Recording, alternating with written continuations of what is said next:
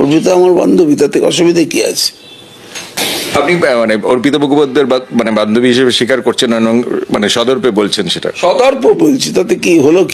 কি কি করবেন আপনি আমায়? না, আমি কিছু করার জন্য বলছি। যার বউ আছে তার যদি দুটো থাকতে পারে, আমার বউ নেই, আমার একটা বান্ধবী থাকতে পারবে না? বাহ, কিসের ইয়ে হলো? আমি সদর্পে বলছি। তিনি তার কর্মস্থলে সারা জীবন সৎভাবে রাজনীতি করেছেন, সৎভাবে রাজনীতি করছেন। আজকে আমি পার্থ চট্টোপাধ্যায় সম্পর্কে উত্তর দেব না। আমি শুধু বাংলার চ্যানেলগুলোর দিকে তাকিয়ে আমার কৃপা হচ্ছে। এইরকম একটা অসৎ দুশ্চরিত্র লোককে আপনারা তার কুকুরকে দেখাচ্ছেন। কোথায় গেছেন আপনারা?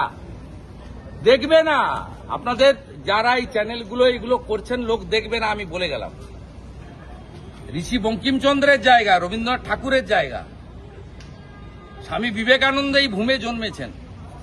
একটা অসৎ লোক, তার হাঁটুর বয়সী বান্ধবী, তার বাড়ি থেকে 51 কোটি টাকা উদ্ধার হয়েছে, তার নিজের জামাই রাজসাক্ষী হয়েছে, 3 বছর 2 মাস জেল খেটেছে। এই কেসে যদি ডকুমেন্ট না থাকে 60 দিন পরে বেল পায়, যদি এভিডেন্স না থাকে 60 দিন পরে বেল পায়। আমি এফআইআর নিয়ে বলবো না। যার জামাই অ্যাপ্রুভার হয়েছে, নিজের মেয়েকে বিয়ে দিয়েছেন যাকে, এবং যার নামে এসএসসি স্ক্যামে সবগুলো চার্জশিটে নাম আছে, তাকে আপনারা হিরো করছেন। হ্যাঁ, হিরো করছেন।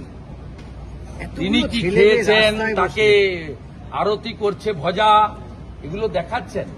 অধঃপতন।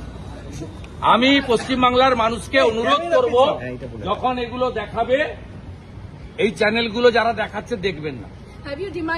আপনি চলে যান, অন্য চ্যানেলও আছে, ভালো ভালো জিনিস দেখায়, ভালো ভালো জিনিস। না হলেও বাচ্চাদের চ্যানেল পোগোতে চলে যান।